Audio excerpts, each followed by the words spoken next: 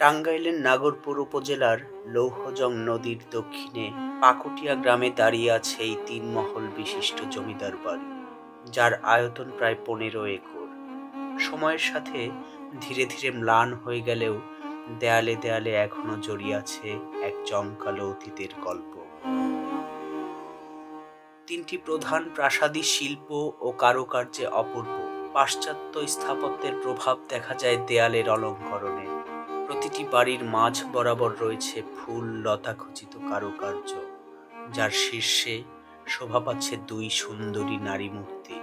Railing, top ও কার্নিশেও ছড়িয়ে আছে অসংখ্য ক্ষুদ্র নারী মূর্তি, যেগুলোর প্রতিটি ভঙ্গিমায় ফুটে ওঠে শিল্পের বিশুদ্ধতা।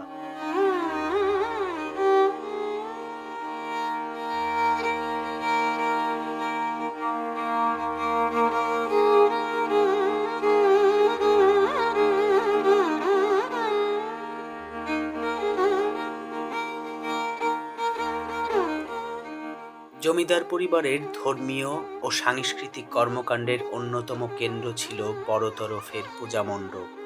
দুর্গাপূজার সময় এখানে আয়োজন করা হতো জাঁকজমকপূর্ণ উৎসব, যেখানে স্থানীয় বাসিন্দারাও অংশ নিতেন।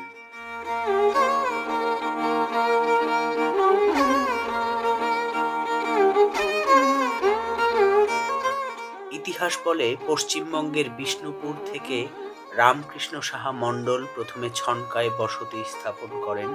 নদী ভাঙনের কারণে পরে তিনি পাকুটিয়ায় চলে আসেন এবং এখানেই গড়ে ওঠে তার জমিদারি।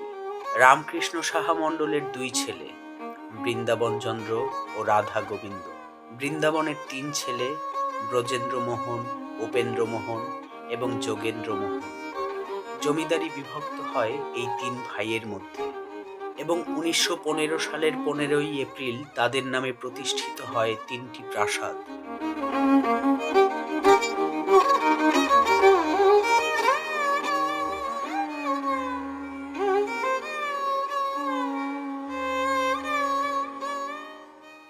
’১৯১৬ সালে জমিদার ৩ ভাই তাদের পিতা বৃন্দাবন ও কাকা রাধা গোবিন্দের স্মৃতিতে প্রতিষ্ঠা করেন বৃন্দাবন চন্দ্র রাধা গোবিন্দ উচ্চ বিদ্যালয়। জমিদারি বিলুপ্তির পর ১৯৬৭ সালে জমিদার বাড়ির প্রাসাদগুলোর ওপর গড়ে ওঠে BCRG ডিগ্রি কলেজ। বর্তমানে নতুন ভবন নির্মিত হওয়ায় পুরনো প্রাসাদে রয়েছে গ্রামীণ ব্যাংকের আঞ্চলিক কার্যালয় এবং গ্রামীণ কল্যাণ স্বাস্থ্য কেন্দ্র।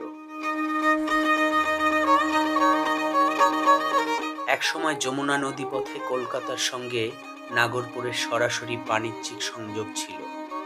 সলিমাবাদের বিনানৈর ঘাট ছিল ব্যস্ততম বন্দর, যেখানে মেইল স্টিমার ও মালবাহী জাহাজ চলাচল করত।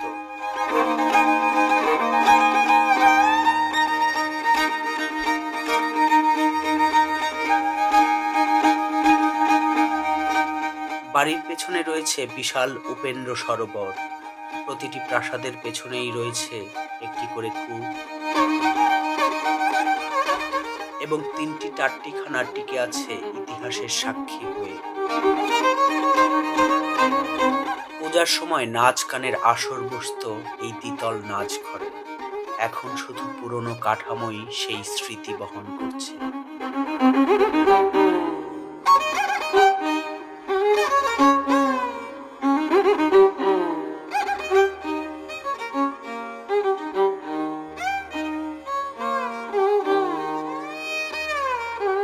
শতবর্ষের গৌরবময় ইতিহাসের অংশ এই জমিদার বাড়ি, যার প্রতিটি ইট আজও বলে চলে এক হারিয়ে যাওয়া সময়ের গল্প।